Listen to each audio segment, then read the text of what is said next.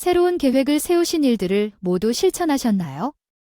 계획을 세울 때 많은 시간이 필요한 것 같고 오해 없이 그것을 이룰 수 있다고 생각하면 반드시 미루지 않아야 할 것 같아요. 저는 꿈을 뒤늦게 이룬 케이스에 속해요. 사람이 먹기만 한다고 해서 꼭 이루지 못할 것들이 없다는 말에 절대 동의합니다. 사실 조금 어려운 삶을 살아왔지만 여러분들도 희망을 가져 계획한 일을 실천해 보시기 바랍니다. 제 이야기를 들려드릴게요. 저는 30대 여성입니다. 제 성공 이야기를 할 때 빼놓을 수 없는 인물이 동서연이에요. 동서연에 대해 솔직히 얘기해봐도 될까요? 20대 초반에 만나 결혼한 남편과 함께 10수년간 행복하게 살았어요.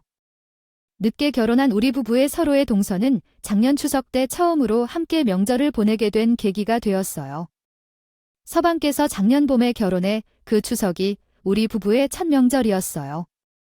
그래서 명절 첫날에는 서방의 시골집으로 함께 가게 됐답니다. 저희는 어머니가 준비해 놓은 재료들로 요리를 시작했습니다. 주방에서 재료를 다듬고 갈비를 재워 구웠고 남편과 시아버지도 도와주셔서 부족한 것들을 사러 가고 청소와 정리를 하면서 밥상을 차려나가는 중이었습니다. 우리 집은 제사를 지내지 않는 집이지만 시댁은 명절 분위기를 만드는 음식을 즐기는 편입니다. 우리 부모님께서 더 이상 함께하지 못하는 날에는 명절 음식을 먹는 것도 어렵고 또한 우리 아이들에게 명절의 의미를 확실히 가르쳐주고 싶기 때문입니다. 명절에 집에서 밥상을 차리면 식당 문을 닫아두는 것이 일반적이라 식사하기도 어려울 수 있습니다. 저는 우순도운을 맞추어 가족들과 함께 밥상을 차리면서 재미있게 보낼 수 있다고 생각합니다. 시어머니는 우리 가족처럼 연휴에 해외여행을 떠나기보다는 집에서 가족과 함께 시간을 보내는 것을 선호합니다. 가고 아니면 각자의 집에서 푹 쉬면 돼요.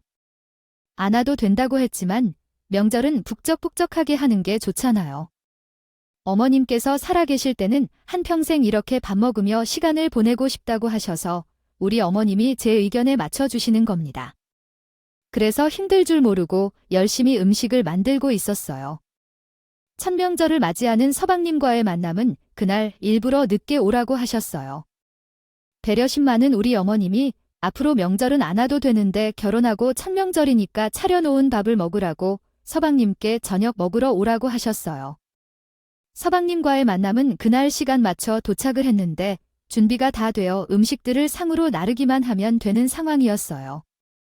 제가 음식을 그릇에 담으면 아버님과 제 남편 서방님이 계시는 거실에 있는 상에 올라가요. 어머님은 설거지를 하면서 뒷정리를 한창 하고 계신 분들이 일어나서 접시들을 상으로 나르고 계셨습니다. 그때 동서가 멀뚱멀뚱 서 있었어요. 동서 시댁에서의 명절은 처음이셨기 때문에 이렇게 해드리면 어떨까요? 조금 뜨거우니 주의하세요. 전체 담긴 접시를 동서에게 내밀었어요. 그러나 동서가 표정을 찡그리며 형님, 제가 오늘 입은 옷 때문에 일을 제대로 못할 것 같아요. 알았으면 이런 옷은 안 입었을 텐데요. 라고 말씀하시더군요. 동서는 새하얀 니트에 밝은색 치마를 입고 오셨는데 그 어떤 마음으로 그런 옷을 입고 오셨는지를 알겠어요. 아마 오늘은 일을 하기 싫어서 그렇게 옷을 입으신 것 같아요. 그 얘기를 하는 그 순간부터 솔직히 기분이 팍 바뀌었을 겁니다. 부드럽게 동서에게 말했어요. 처음 만나는 동서와 함께 감정상으로 불편한 상황을 피하고 싶었거든요. 전이라 묻을 게 없으니 조심스레 밥을 가져다 놓으면 되지요. 여기 두세요. 건방진 지성을 하며 온 가족이 함께 식탁을 차리는데 왜 혼자 소위 일을 안 하는 건가요? 어머니와 아버지까지 모두 바쁘게 움직이는데요. 일하는 사람이 없고 함께 식탁을 차리고 함께 먹는 것뿐인데 자신은 여기에 숟가락만 얹고 있는 거 아닙니까? 어차피 일도 안 하겠다는 소리에 어디서 예의 없는 행동을 하는지 기분이 쓰였습니다. 그럼에도 불구하고 접시를 가져다 놓으라고 했지만 자신의 남편을 쳐다보며 무슨 말을 하는지 제가도 듣기가 서운했어요. 그러더니 남편이 나에게 부드럽게 인도했어요. 아, 제멋대로요. 더 바르게 할게요. 이것을 중앙에 두세요.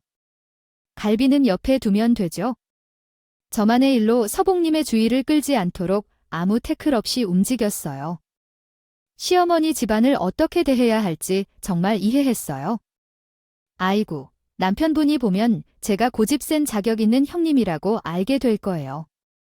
왜 사람들을 오해하게 만들어요? 옷이 찢어질까봐 걱정해서요. 거기서 소파에 가서 앉아요. 아니셨어요. 죄송합니다. 명절이 또 처음이라 생각 못하고 이런 옷을 입고 왔네요. 정말 죄송합니다. 마음을 다 잘 돌렸는데 죄송한 마음은 없고 여전히 저렇게 말하는 것을 제가 잘 알아요. 남편도 집에 가족들이 명절에 어떻게 지내는지 알고 있을 텐데 와이프가 그렇게 생각하지 않는 행동을 했다고 알려주지 않은 건지 말해줬는데도 따라했던 건지. 식사를 하는 방법은 알 수 없었지만 서방님까지 미워졌다. 순간이었어요. 아무튼 동서를 빼고 모든 사람들이 합세해 상을 차렸고 모두가 밥상 앞에 빙 돌며 앉았습니다. 선은 시아님 바로 옆에 있었습니다. 아버님이 밥을 드실 때마다 계속 반찬을 놓아드리며 시키지도 않은 수발을 들고 있었어요. 또한 이야기를 이끌어가며 아버님과 대화를 나누고 있었어요. 동서가 대화를 잘 이어나가며 아버님의 말에 맞장구도 많이 쳐주었고 아버님도 즐거운 표정이었습니다. 우리 막내 며느리가 말을 잘하는 것 같아서 애교도 많고 덕분에 집안 분위기가 밝아진 것 같아요. 아버님과 함께 얘기하니 말이 점점 나오는 것 같아요. 역시 같은 직군에서 일을 해서 그런지 말이 정말 잘 통한다는 것 같아요. 그렇죠, 아버님. 아버지께서는 판사로 정년 퇴임을 하시고 변호사로 잠시 생활하신 후 건강 상태가 좋지 않아 은퇴하셨습니다. 검사였던 아버지께서 이번에 변호사 사무실을 개설하시려고 하는 상태입니다. 남편께서는 유명한 변호사이십니다. 우리 직업이 모두 법과 연관이 있어서 서로 이해가 되겠군요. 이런 부분을 감안해서 동생의 인성 수준이 어느 정도인지 알 것 같았습니다. 그때 느꼈던 뉘앙스에 따르면 동생은 아버지께서 줄을 서겠다는 느낌이 들었어요. 그러나 어머니도 기가 셀 것 같아요. 그렇지 않나 봐요. 내 시아버지 혼자 밥 드실 수 있어요. 아, 반찬 그만 올려놓고 먹어라. 제 아이는 밥 하나도 안 먹었네요. 네, 열심히 먹을게요. 어머니, 반찬들이 너무 맛있어요. 특히 이 갈비는 밖에서 파는 것보다 훨씬 맛있어요. 맛있어요. 집에 갈 때 제가 좀 싸주세요. 이건 내 형님이 해서 정말 맛있지. 그네가 요리 솜씨가 뛰어나. 너희들 집에서 밥도 종종 먹니? 오늘 음식 많이 했으니까 좀 싸가고 내년부터 올 거면 미리 와서 너희도 음식 도와라. 안 올 거면 너희들 것은 안 할 테니까 미리미리 얘기하고 알았지? 그래야 공평하겠지? 어머님도 그날 동서한테 뭔가 기분이 상하셨지요. 가시가 있는 것처럼 느껴졌습니다. 저희 어머님이 정말로 공정하신 분인데요. 동서가 갈비가 맛있다며 시어머니 칭찬을 제가 했다고 말씀해 주셨고요. 공짜는 없다는 말을 딱 해주시니 속이 상하기는 했지만요. 어머님이 동서한테 그렇게 말하고는 저와 눈이 마주쳤는데 눈을 찡긋하면서 무언가 신호를 보내셨어요. 저는 그 눈빛을 어떻게 해야 할지 몰랐는데 나쁜 거라 생각해서 혼내준 것이었어요. 그러더니 너 마음을 푸는 이런 식으로 받아들였습니다. 그때까지는 그래도 동생은 말과 행동을 봐줄만 했습니다. 온 가족이 밥을 먹고 같이 치우는데 동생은 또 엉덩이가 무거워진 것처럼 이번에도 아버지를 잡고 늘어지더군요. 아버님은 판사 시절에 판결해온 이야기 좀 해주실래요? 저는 검사를 그만두고 변호사가 될 생각이에요. 걱정이 되는데요.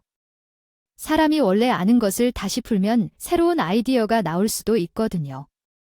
아는 법이나 전문 지식을 다시 읽어보면 다양한 방법으로 해결할 수 있어요. 그러니까 아버님은 어떻게 그런 생각을 하실 수 있으신 건가요? 방법이나 조언 좀 알려주실 수 있나요? 동생은 아버지 옆에 착 붙어서 밥상을 치우는 것을 거들어야 하는지요? 생각을 안 하더군요. 그때 어머님이 나섰어요. 여보, 거기에 있는 상 좀 접어줘. 작은 애야, 상 접어야 하니까 여기 행주 가져가서 상 좀 닦아줄래? 얼른 치워야지. 다른 걸 할 수 있으니. 어머님이 다정하게 웃으면서 말하셨고, 그러니까 벌떡 일어나서 치우려고 하는 게 아니겠어요. 제가요, 주요. 안에, 주 어디 있어요? 물티슈로 닦으면 안 될까요? 비닐 장갑도 하나 주세요. 제가 내일 어트에서 이런 일을 하면 안 돼서요. 그래, 그럼 작은 애는 뭐 할래? 나는 아들 며느리 자별 안 해. 우리 애들 어렸을 때도 집안일 분담해서 했고, 결혼해서 큰애도 이렇게 나서서 하자니 다른 집처럼 자기 자식만 아끼고 그러지 않아. 그건 알지. 그럼요, 저도 알죠. 어머님 정말 요즘 세상에 없는 현명하고 깨어있는 분이세요. 제가 어머니 며느리라는 게요. 너무 좋은 동서와 함께하는 것은 정말 기쁘네요. 비닐 장갑을 착용하고 손에 행주를 끼고 한 번 씻고 밥상을 닦았어요. 아버지께서는 동서가 닦은 밥상을 곧바로 접어서 정리해 주시고 우리 모두 함께 식사를 하고 치우니 너무나 아름답고 화목한 모습이었어요. 아무도 불평 없이 모두가 공평하게 협조하여 함께하는 것이 너무 좋았죠. 어머니, 많이 가르쳐 주시기 바랍니다. 가르쳐 주신 만큼 제가 역할을 잘 수행하겠습니다. 동서는 정말 대화를 잘 하고요. 그러나 동서 자매는 제가 씻은 행주를 설거지하던 중 제 손등에 휙 던지며 형님, 행주 좀 부탁해요. 이런 세차를 잘 못해서요. 형님이 좀 세차를 해주세요. 라며 자극을 줬어요. 큰 소리를 내면 집안이 소란스러워질 것 같아서 때를 기다리고 있었어요. 그때까지는요. 멀리 안 왔습니다. 다 같이 먹을 밥을 지어 다 같이 먹고 치운 후에 과일을 깎아온 우리 가족이 둘러앉았어요. 동서는 가족들이 선물을 사왔다고 하면서 미리 준비한 것들을 꺼내왔어요. 아버님은 요즘 세련된 할아버지 룩이라고 하던데 아버님 외모는 아직 할아버지라고 하기에는 좀 이르지만 조카들도 있으니까 요즘 유행하는 이런 옷 어떠세요? 색은 잘 어울리시는데요. 그래, 요즘 세련된 할아버지는 이런 옷을 입는다고 해요. 아이, 우리 작은 며느리가 내 패션에도 신경을 써주니 참 든든하네요. 그리고 어머님은 짜잔. 최신상 가방이에요. 요즘에는 가방 잡으려고 얼마나 많은 사람들이 몰리는데요. 저도 줄을 서서 간신히 2개 잡았어요. 제 것과 세트예요. 어머, 그러니 이게 최신성 명품 가방이라는 거지 아요. 세상에 이거 꽤 비싼 것 같아. 너도 목도가 좋네. 시아버지, 이런 옷을 인생에서 처음 입어봐. 나도 명품 가방이라고 결혼하기 전 얼마 안 된 사람과 싸웠을 때 그때 나를 달래주겠다고 사주던 것 같은데 여태까지 한 번도 사주지 않았어. 얘야, 둘째, 내가 좋은 날에만 입힐게. 고마워요. 아니에요. 어머님 막 쓰세요. 자식이 잘 키워진다고 될까요? 돈을 잘 버는 자식들이 있는데 왜 이렇게 아끼며 사세요? 아, 그리고 형님 선물도 준비했어요. 어머, 나까지 선물 준비 못했는데 립스틱이 동서 고마워. 나는 정말 동서의 순수한 마음으로 받아들였습니다. 그날 나에게 한 행동들이 깊게 남아있어도 어쩌면 이제야 저를 위해 선물을 준비해왔으니 고마워 라고 표현한 거였어요. 그런데 역시 그랬습니다. 형님. 누구에게 선물할 때는 정품 명품을 사야 하는 게 좋아요. 짝퉁을 사면 안 되는 거거든요. 아, 형님도 벌만큼 벌잖아요. 대기업 다니면서. 뭐라고 동서가 지금 무슨 소리를 하는 거야? 짝퉁이라니, 그게 무슨 소리지? 형님이 어머님께 예전에 선물했다던 그 명품 지갑이 말하는 거예요. 딱 보니 급 S급도 안 되는 그냥 짝퉁이잖아.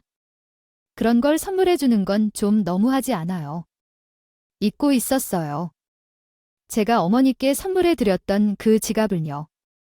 동서가 왜 이런 말을 하냐면 동서가 결혼할 때에는 상견례를 부모님만 모시고 했기 때문에 우리는 가지 않았어요. 그래서 동서의 모습을 한 번도 본 적이 없었는데요. 그런데 어머님과 제가 일이 있어서 백화점에 갔을 때 그때 서방님과 그분을 거기서 만났답니다. 마주쳤습니다. 그들은 결혼 준비 중이었어요. 백화점에서 물건을 고르고 있었습니다. 어머, 어떻게 너희를 여기서 마주치니? 예상치 못한 곳에서 너희를 보니까 더 반가웠어요. 안녕하세요. 처음 뵙겠습니다. 저는 서방님의 형의 와이프에 대해 많이 들었어요. 아, 정말 너무 예쁘네요. 감사합니다. 어머님과 형님이 여기 오시는 줄 알았다면 저도 연락해서 같이 왔을 텐데요. 우리가 이렇게 만난 것도 우연인데 아직 식사 전이라면 같이 점심을 먹을까요? 동서와 서방님을 백화점에서 우연히 만났을 때는 반갑게 인사를 나누고 서방님의 제안으로 함께 식사를 했어요. 정갈한 한정식을 먹게 되었습니다. 밥을 다 먹고 나서 어머님이 밥값을 지불하시려고 지갑을 꺼내셨다가 어머님의 지갑이 왜 그런지요. 이것은 너무 노골적인 짝퉁이 아니에요. 이런 것들이 한동안 사람들 사이에 유행했었긴 했지만 어머니께서 왜 이런 짝퉁을 갖고 다니세요? 아, 어때? 예쁘지 않니? 이것이 우리 첫째 며느리가 나에게 처음 사주었던 지갑이야. 우리 둘이 커플처럼 하나씩 맞췄지? 나는 소중하게 몇 년째 잘 사용하고 있어. 내 분신과도 같은 물건이야. 우리 지갑 듣는 데서 그런 식으로 말하지 마렴. 이에 상처받아. 무엇보다도 소중한 내 물건이라니. 어머님은 장난기 지갑이 듣는다고 무시해선 안 돼. 유쾌하게 대처해줘. 선물해준 지갑이 너무 작게 느껴졌었는데 어머님 덕분에 기분 나쁘지 않게 잘 넘어갔어요. 그런데요, 동서가 어머님 말이 재미있어서가 아니라 비웃으면서 웃는 게 아니겠어요. 아, 이런 짝퉁 형님이요. 주셨다고? 진짜요? 아니, 을 시어머니께 사주다니. 아, 정말 너무하네요. 동서는 정말 재수 없게 웃어 있는 것 같아요.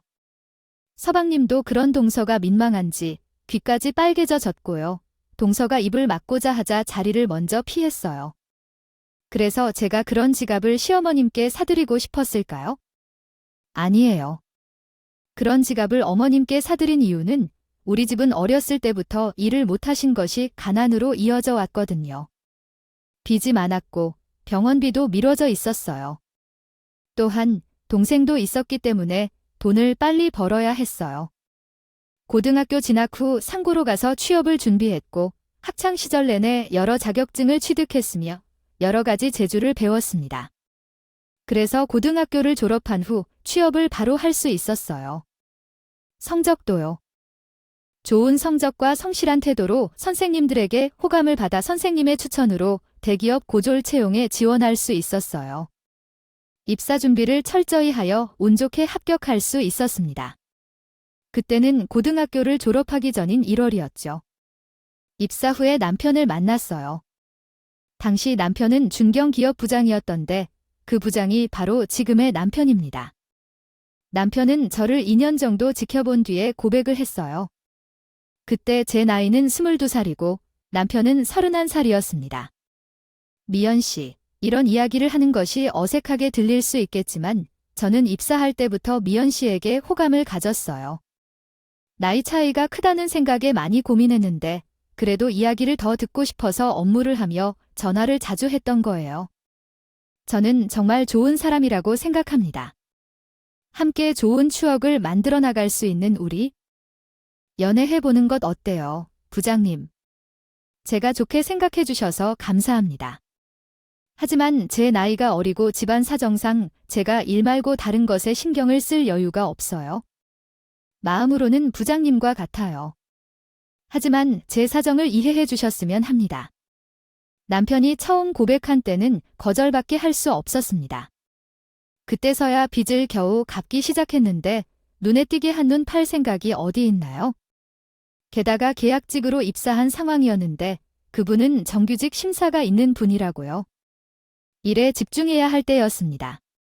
그런데 저의 사정을 다 듣고도 더 다가오는 것은 아니겠죠? 사귀는 것은 나중에 하더라도 정규직 심사 때 필요한 면접을 도와줄 것이라고 나서준 분 덕분에 정규직으로 합격했습니다. 그 이후에 남편과 사귀게 되었습니다. 그게 좀 더 결제되어 6개월 지난 후에 남편이 고백했다. 그때부터 우리는 사귀기 시작했다. 남편과 함께 있을 때 정말 행복했어요. 많은 새로운 음식도 먹고 다녀보지 못했던 장소도 많이 다녔어요. 특히 바다를 좋아하는데 남편과 함께 바다에 정말 자주 갔었어요. 그러나 그 행복은 오래 지속되지 못했습니다. 사귄 지 3개월이 지난 시점에서 아버지는 건설 일용직으로 일하다 부상을 입어 수술을 받아야 했고 어머니의 질병이 악화돼 입원해야 했어요. 나는 정말 행복했던 이름 없는 도시와 처음 먹어보는 것들, 그런 경험들을 즐기며 정말 행복한 시간을 보냈던 것 같아요. 정은 씨를 진심으로 사랑하고 내 행복을 계속 이루고 싶지만 우리 부모님께 돌봐드려야 하기 때문에 돈이 부족해요. 부족해서 알바를 더 해야 할 것 같아요. 나 혼자 이렇게 행복하면 안 될 것 같은 생각이 들고 그래서 당신의 인생에 내 어두운 운명을 뒤덮고 싶지 않아요. 우리 헤어지자는 게 무슨 의미인지 모르겠어요. 그것은 안 돼요. 우리가 헤어지는 건 말이 되지 않아요. 나는 결코 그런 생각을 하지 않았고 당신을 만난 건 알아요. 왜 헤어져야 하는 건지 우리는 잘 해낼 수 있어야 하지 않을까요? 그 당시 헤어지자고 했던 것은 제 삶이 버거웠기 때문이에요. 그때 남편과 헤어지려고 마음을 먹었는데 울며 매달리며 붙잡는 남편이었어요. 남편이 병원비나 동생 학원비 등 모든 것을 내가 다 해주겠다고 했지만 저는 싫었어요. 계속 헤어지자고 하니까 남편이 심리적으로 힘들어했는지 집안에서도 다 느껴졌어요. 저와 헤어지는 것이 괴로웠을 것 같아요. 저희가 연애할 때 현재의 시어머니를 몇 번 만났던 적이 있는데 그때 어머님이 저희 둘을 불러놓고 이렇게 말씀해 주셨어요. 너희 둘 사귄 건 짧지만 서로에게 향하는 마음이 진지하고 깊다는 걸 나는 느낄 수 있었어. 지금 어려운 상황에 처해 이별을 한 것 같은데 미연아, 고통은 나누면 감소되는 거야? 그걸 좀 정은이에게 나누는 건 무리일까? 어머님의 걱정을 끼쳐서 미안합니다. 저는 어렸을 때부터 힘든 일이 익숙할 정도로 많은 부담을 안고 살아왔어요. 최근 정은 씨를 만나 데이트했던 시간들이 정말 잊을 수 없을 정도로 행복한 순간이었습니다. 하지만 인생에는 우선순위가 있는 법이죠. 연애는 저에게는 사치일 뿐이고 남자친구에게 그런 부담을 줄 수 없습니다. 만약 남자친구에게 부담을 줄 수 없다면 아니면 어떠니? 너희 둘 다 나눌 수 있는 남편과 결혼하는 건 어떠냐? 그리고 우리도 상대놈을 도울 수 있으니까. 정은이는 절대 헤어지지 말라고 했고 미연이는 사랑하지만 사정상 헤어져야 한다고 했으니 결혼하면 그 부분이 해결될 것 같은데. 어떠냐? 그때 결혼이라는 말이 가슴에 확 새기는데 한 번도 생각해 본 적 없는 일이었지만 결혼이라는 말만 들어도 참 든든해짐과 함께 결혼을 하고 싶다는 생각이 들었습니다. 그동안 제가 정말 많이 힘들었나 봐요. 고통을 잘 참고 잘 컨트롤하며 살아왔던 줄 알았어요. 하지만 차라리 결혼해서부터 시작하는 게 더 나을 것 같아요. 제 삶에서 어려운 점이 많아서 지지를 받고 싶다는 생각이 자주 들었어요. 그때 남편이 꽤 연상이셔서 불가능한 게 아닐지 생각했습니다. 그래서 결혼을 하게 되었고 새로운 가족이 생긴다는 게 이렇게 안심스러운 일인지 처음 깨달았습니다. 부모님께서 아프신 상황을 이유로 결혼식을 생략하고 시댁 부모님과 저희 부모님을 소개하러 병원을 찾아올 때에만 대감해 주었습니다. 사돈께서 이렇게 찾아와 주셔서 미안합니다. 제가 능력이 부족해서 우리 큰딸을 고생시킨 것 같아요. 여러 면에서 미흡한 우리 딸을 품어주시고 보살펴주셔서 정말 감사합니다. 제가 감사하다는 말밖에 드릴 수가 없습니다. 아이고, 그런 말을 하지 않아도 돼요. 저희가 함께하니 이렇게 편안한 것 같아요. 미연이가 받고 있는 게 얼마나 많은가요? 과분한 집에 우리 아들을 장가 보내게 되어서 정말 감동해서 몸둘 바를 모릅니다. 그저 부족한 우리 아들을 좋게 봐주시고 사위로 맞아주셔서 정말 감사하고요. 앞으로도 효도를 다하며 가장으로서의 역할을 충실히 할 수 있도록 옆에서 잘 지도하겠습니다. 아닙니다. 과분한 건 제게 있지만 훌륭한 아들님을 두셨습니다. 이런 가정에서 귀한 아들을 결혼시켜 주셔서 괜찮으셨나요? 그렇다면 좋은 혼이가 많이 들어왔을 텐데 나중에 후회하지 않으실까 봐 걱정이에요. 우리 아들이 미 연희를 많이 좋아합니다. 미니보다 우리 아들이 더 미 연희를 좋아하는 것 같아 보입니다. 남녀가 결혼할 때 그게 더 좋다고 하고요. 결혼할 이유가 이런 정도면요. 충분하지 않습니까? 조건은 전혀 필요 없습니다. 좋은 혼은 두 사람의 마음이 잘 통하는 사이라 생각합니다. 그렇다면 이만한 혼은 없죠? 게다가 나이도 어리고 속이 꽉 찬 미연이가 우리 아들을 품어줄지 말지는 미연이의 결정에 달려 있습니다. 이렇게 저희는 정말 고마울 따름입니다. 직업이나 재산은 저희에게 아무것도 중요하지 않습니다. 자식이 행복한 거, 그게 부모가 제일 바라는 거 아닙니까? 아빠는 시아버지의 말에 눈물까지 흘리며 고마워하셨어요. 제가 참 복이 많은 사람이었어요. 전생에 무슨 덕을 많이 쌓아서 이런 시집과 남편을 만난 것 같네요. 나는 잘난 것 하나도 없는데 생각뿐이었어요. 저희 시부모님이 정말 따뜻하시고 소박하여서 그렇게 큰 일을 하셨는데 바라는 건 정말 소소한 것들 뿐이에요. 말씀도 얼마나 따뜻하게 해주시는지요. 제가 시부모님과 함께 했으면 위로를 받고 어리광을 부리고 싶어질 정도예요. 정말 친부모와 다름없을 정도로 쟤를 많이 아끼시는 분들입니다. 제게 정말 딸처럼 대해주셨고요. 결혼하면서 예단과 예물 그런 걸 모두 생략하기로 했어요. 그런데 어머님이 결혼하는 새색시가 인사드릴 것도 많으니 번듯한 옷을 사주신다고 하셨어요. 그때 옷이며 신발이며 제 머리끝부터 발끝까지 사주셨어요. 그리고 백화점 밖으로 나와서 길거리 포장마차에서 파는 떡볶이를 먹고 있었습니다. 어머님, 제가 이렇게 받기만 해서 어떡하죠? 어머님께 받은 게 많은데 제가 해드릴 수 있는 게 없고 너무 죄송해해요. 괜찮아. 나는 무력도 없고 식욕도 별로 없는 사람이야. 그래서 한 가지 사면 오래 쓰고 아무거나 먹어도 더는 도와줄 게 없는 거니 괜찮아요. 맛있게 먹어. 이런 떡볶이도 내가 얼마나 좋아하는지. 내가 떡볶이 살래? 그럼 됐지? 아이, 떡볶이로 해결하려고 했는데 오늘 너무 많이 샀어요. 혹시 뭐 필요하신가요? 제가 성의를 표하고 싶은데요. 그러자 어머님은 떡볶이 포장마차 옆에 있는 리어카를 살펴보시더니 거기서 지갑 하나를 고르셨습니다. 그렇게 마음이 불편하면 내가 이거 하나 사주자. 지갑이 없어서 동전 지갑에 지폐명 동전이랑 카드를 다 갖고 다니자니 생각해보니까 이런 지갑이 필요해. 아이, 어머님 그럼 백화점에 들어가서 사세요. 제가 이참에 좋은 걸 사드릴게요. 백화점이 바로 앞인데 왜 여기서 사세요? 브랜드는 다 필요 없어.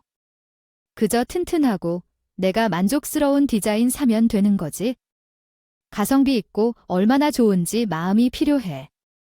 아이, 저도요. 어머니께 선물을 사주고 싶은데요. 나도 어머님께 보답하고 싶어요. 보답은 무슨, 내가 너한테 빚진 거를 말씀하는 게 안 좋아. 아이고, 그게 싫어요. 지갑 얼마예요? 여기 아가씨가 내야 합니다. 돈 받으세요? 그때 그 지갑은 2만 원이었는데 그것을 23살 남편이 32살 어린 나이에 결혼한 사연이 있는 시어머니의 지갑을 동서가 비웃었어요. 어머님과 나만의 추억이 담긴 지갑을 가지고 있지만 동서가 모르니까 넘어가려 했어요. 비율이 너무 민망해서 동서한테 말하기도 어려웠어요. 평가를 받는 저런 사람들한테 이러한 연을 말하기가 창피했어요. 제 진정한 속내를 다 드러내며 열심히 가르치겠느냐 낭비인 줄 알고 있고 언젠가 동서도 깨닫게 될지도 모르겠지만 그때까지는 넘어갔습니다. 저는 그날 동서가 선물해준 립스틱을 받아봤는데 솔직히 기분이 좋지는 않았어요. 받고 싶지 않았지만 그래도 선물이라고 준 것이니 고맙다고 하고 받긴 했지만 기분이 좀 나빠서 가방에 대충 넣어놨어요. 그리고 저희가 다음날 일정이 있어서 다시 오기로 했을 때 먼저 일어나 가방을 챙겼는데 동서가 제 가방을 보곤 비웃는 게 아니겠어요. 아, 형님, 설마 이 가방도 짝퉁이라고 생각하는 거예요? 자꾸 이러면 곤란해요. 또 짝퉁을 사시면 잡아갈 거예요. 현재 검사들이 다 제 동료였던 거 아시죠? 이러실 거 아니겠죠? 동서 주변에는 다 변호사 서방님들도 있고 동서가 자기 직업을 내세우며 저를 면박 주는데 이것을 어떻게 받아들여야 할지 모르겠어요. 순간적으로 할까 고민했었습니다. 그런데요. 제가 뭐라고 말을 꺼내기도 전에 옆에 계신 시어머니가 동서 뒤통수를 세게 치는 겁니다. 얼마나 세게 쳤는지 팍 하는 소리가 꽤 심하게 났었어요. 저희 어머님은 결코 그러시는 분이 아니십니다. 그러므로 그 자리에 있던 모든 가족들이 놀랐습니다. 어머님은 화가 단단히 난 목소리로 동생을 했습니다. 너 어디서 까보니 뭐를 믿고 이렇게 설쳐? 오늘 하루 종일 내간에 형님한테 하는 짓들 다 봤다. 어디 하는 짓들 뿐이야? 어디 싹 썩기. 형님을 피고 와. 내가 뭐가 그렇게 잘났다고 그래? 나도 오늘 참을 만큼 참았어. 아까 너 집에 왔을 때 옷 때문에 접시 못 나른다고 할 때부터 내가 한마디 하고 싶었어. 내 형님이네 밥이니?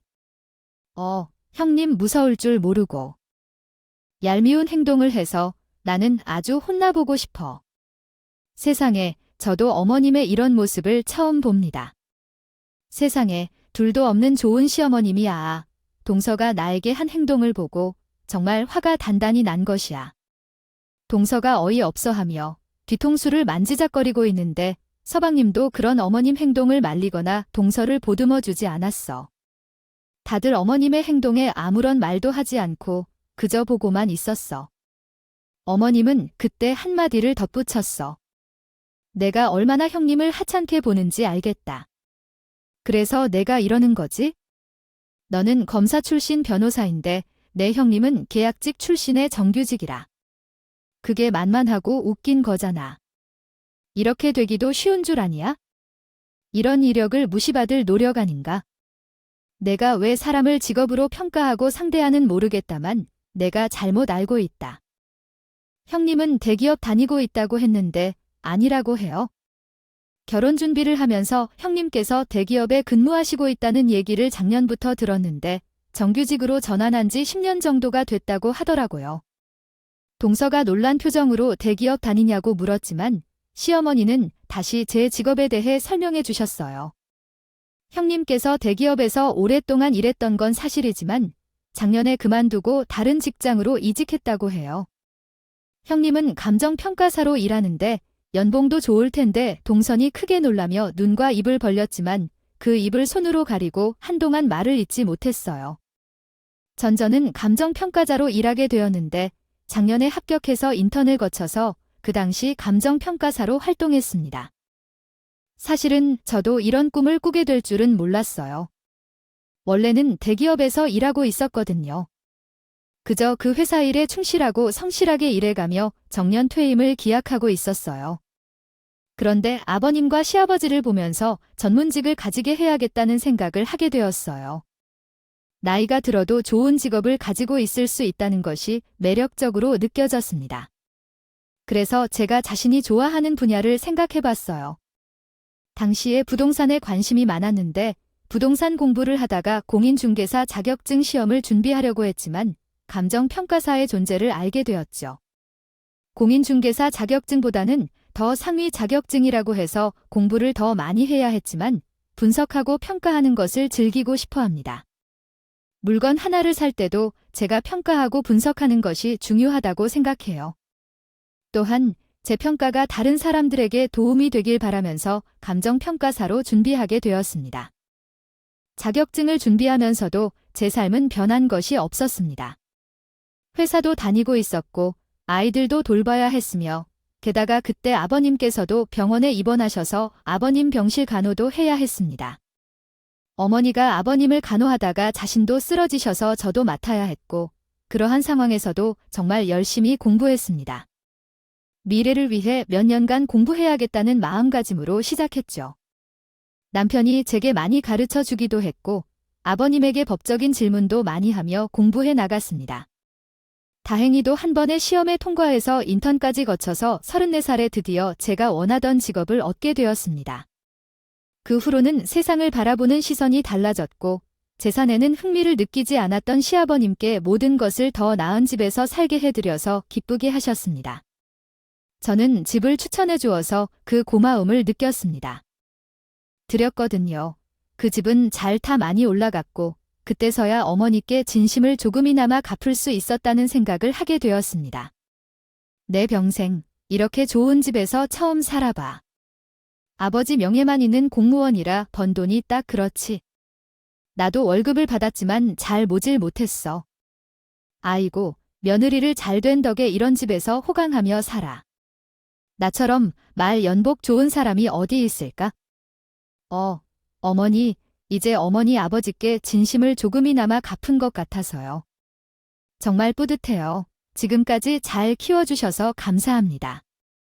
어머, 얘는 그게 무슨 말이야? 빚은 항상 내가 가지고 있었는데 솔직히 내가 해준 게 뭐가 있니? 아무리 생각해도 아무것도 떠오르지 않네? 아휴, 어머니도 참. 어머님이 평생 돈이 전부가 아니라고 말씀하시면서도 겸손하시다면 배고프고 아프던 시절에 어머님을 만나서 참으로 충만한 삶을 살게 되었다는 것에 감사하며 이런 약속이 도움이 될 수 있다는 것에 정말 너무 기쁩니다. 어머님께서 집에서 오래오래 건강히 지내시길 바라며 그때 저희가 시댁집을 알아봐서 이사했고요.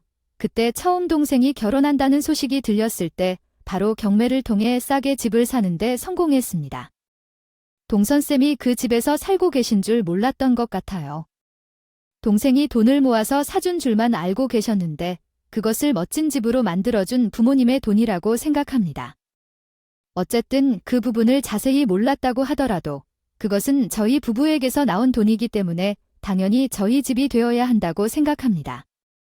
어쩌면 동형이 제 댁을 보고 짝퉁인가 물어볼 때부터 나는 한마디도 말하지 못했는데 어머님이 안 된 거잖아요.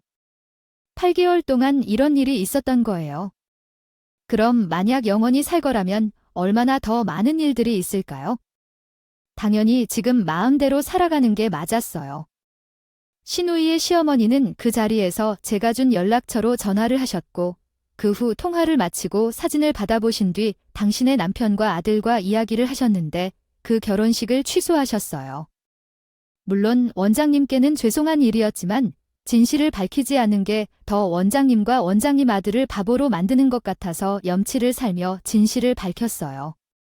원장님은 하객들에게 한 분 한 분 죄송하다는 이야기를 하며 인사를 드리고 돌려보냈어요. 오빠, 잠깐만. 왜 내 이야기를 안 들어주는 건데? 사람이 양쪽 이야기를 다 들어야 하는 거 아니야? 왜 한쪽 말만 듣고 있는 건데? 그리고 우리의 올킨이 엄마 말씀대로 우리 오빠가 세상을 뜨고 나서 제 정신을 찾아 나가서 헛소리 하는 거예요. 저 여자가 제정신이 아니라니까. 내가 의사인 나로서 봤을 때 그 여자가 제정신이 아닌 거 맞아요. 신우이는 울고 불고 자기 남편이 될 뻔한 사람에게 매달렸어요. 그리고 시어머니 역시 당신의 안심돈이 될 뻔한 원장님을 붙잡고 매달리기 시작했어요. 아이고, 사람 사이는 이렇게 일방적으로 결혼을 없애는 게 아니잖아요. 그렇지 않나요? 제 말대로 왜 한쪽 말만 듣고 이렇게 성급하게 결정을 내리시는 건지 모르겠네요. 일단 우리들은 다시 한번 이야기를 나누면서 서로 오해하고 있던 것들을 좀 풀어보는 게 좋겠어요. 하지만 추악하게 그 사실을 숨기려던 그 인간들을 용서해 줄 리가 있을까요? 원장님은 당신한테. 저는 매달리는 시어머니를 쳐다보며 아주 냉정하게 이야기했어요. 결혼은 없던 걸로 하죠? 법적으로 갈까요? 혼인빙자 사기예요. 이에 대해 더 언급할 것은 없고 오늘 이 자리 이후로 얼굴도 안 보고 싶습니다. 그리고 수민아, 내가 하는 말 다 이해했을 거라고 생각하고 이야기하니까 잘 들어봐. 수민아, 너한테 내가 병원 차리라고 준 돈도 다시 돌려보내라. 그런 줄 알거든? 어머니, 잠깐만요. 어머니, 저 이렇게 결혼 못 돼요. 아이고, 엎친 데 덮친 듯으로 일이 더 커졌어요. 왜냐면 신우는 어떻게 연기를 기가 막히게 한 것인지 자기 예비 시어머니한테 제대로 속임수를 썼고 신우의 예비 시어머니는 자기 예비 며느리를 위해 병원 개원을 위한 자금을 주어진 상황은 복잡하지만 제가 이해한 바로는 다음과 같습니다. 그녀는 원래 돌려주기만 하면 될 문제가 아니었어요. 여기서 또 다른 문제가 생겼어요. 신우이는 돈을 요구하며 시어머니를 바라보면서 어색해졌죠. 두 사람은 가까워질 뻔했던 사이였어요.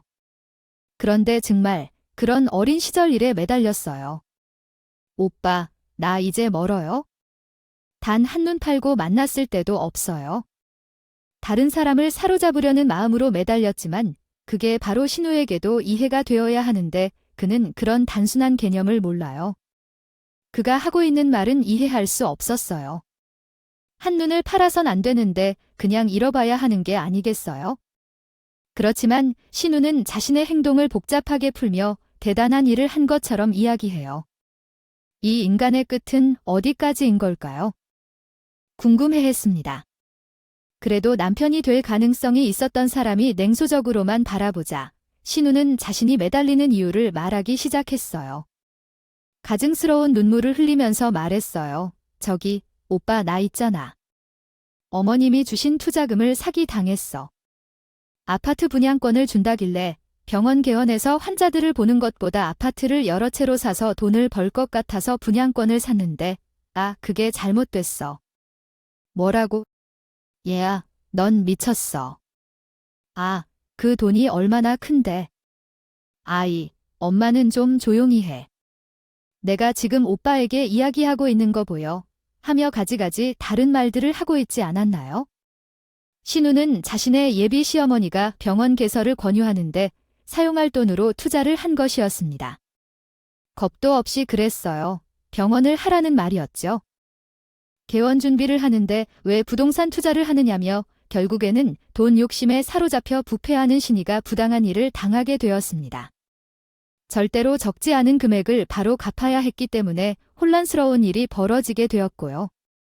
그래서 내가 범한 잘못에 대해 나에게 뭘 어떻게 해달라고 하는 것은 난 문외한이야. 내가 솔직히 이야기를 했더라면 오늘까지 이 정도 상황까지 오지 않았을 거야. 아니면 내가 내 말을 듣고 행동을 한다면 이런 일이 발생하지 않았을 거라고 생각해. 지난 일에 대해 말한다 해도 소용이 없고 엄마에게 돈을 쥐어줄 수도 없어. 이미 신우이에게 실망을 주었고 실망한 시댁의 전남친과 시댁이 될 뻔한 그 가족들이 돈을 갚으라는 얘기와 함께 버림받을 뻔한 상황에서 그 자리를 떠나게 됐어요. 신우가 말한 대로 떠났어요. 집안이었고 의사, 별별 직업을 가진 사람들이 다 모여있지 않았어요. 그런 집안이라 돈을 안 갚아서 가는 것이었지요. 아주 제대로 콩밥 먹을 수도 있으니 신우이와 시어머니는 난리가 났어요. 신우와 시어머니는 얼마 뒤 저한테 돈을 좀 빌려달라며 구걸하듯 찾아왔어요. 그래도 남편 동생이고 애들한테는 고모자니 너는 진짜네. 신우이 수갑 차게 할 거야? 그러지 말고 너 사업 잘 된다며. 그러면 돈 좀 있을 거 아니야? 그러면 아니면 그 오피스텔이라 좀 팔아서 도와줘라. 어머니 수갑 차야 하면 차야죠. 그리고 어머니랑 아가씨는 자존심도 없나 봐요. 고졸이라고 무시할 때는 언제고 아들 잡아먹은 인간이라고. 무시하지 않을 때가 언제인가. 아이가 이제 와서 내게 신우야. 뭐 하고 있어 하고 도움을 요청하니까요. 이미 어머니와 아가씨가 나에게 그때의 상황을 보고 나는 당신을 내 가족이라고 생각하지 않았어요. 알아요. 그럼에도 불구하고 댓글을 달며 계속 가족이라는 이름으로 연락했던 이유가 뭔지요. 우리 하랑이와 하준이의 아빠의 마지막 유언 때문이었어요. 본인이 가면 혼자 남을까 봐 자신의 가족들과 함께 시끌벅적하게 지내면서 본인을 잊고 지내라고 우리 하랑이와 하준이에게 당신이 거기 있다고 알려주라고 해 억지로 이 관계를 이어왔었지만 그래도 역시나 쓸데없는 일을 했네요. 그만두고 다른 일로 가서 알아봐요. 앞으로도 우리 아이들에게 얼씬거리지 말고요. 그렇게 내게 그리고 협의를 생각해요. 문전박대를 당한 동생과 시어머니는 결국 시집을 팔고 대출까지 받아서 동생의 예비 시어머니였던 분께 돈을 갚았어요. 그 이후로는 월세집을 전전하면서 번 돈을 대출금 갚는 용도로 사용하고 있다는 소식을 들었어요. 예전에는 신우의 예비 시어머니였던 분이자 지금도 제 동업자인 원장님께 말씀했어요. 원장님 말로는 동생이 계속해서 저희 아들에게 의지하는 것도 아니고 아주 지치게 된다고 이야기했대요.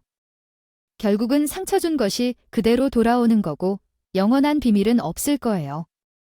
아, 그리고 시아버지께서 연락이 왔다는데 네 마디만 하셨다고 했어요. 미안해요. 저는 이런 큰 사건을 단시간 동안 겪으면서 결국에는 시집과 인연을 끊은 후에 내 마음이 시원해요. 시댁에서 풍부한 입경을 챙기고 있어요. 남편은 하늘에서 나를 질책하고 비난하지만 어쩔 수 없어요. 남편의 유언을 지키지 못했지만 그 보고 있는 눈이 있을 거라 생각해요. 지금은 우리 아이들과 함께 잘 지내고 있어요. 다행히 주변에 가족과 같은 좋은 친구들이 많이 있고 우리 아이들을 손주로 대해주는 원장님도 있어요. 이것이 제 인생의 일부인 것 같아요. 이제는 이 이야기를 마무리 지어야겠어요. 여러분께 희망과 교훈을 전하고 싶어요. 한 주 잘 보내시고 안녕히 계세요. 네, 안녕하세요.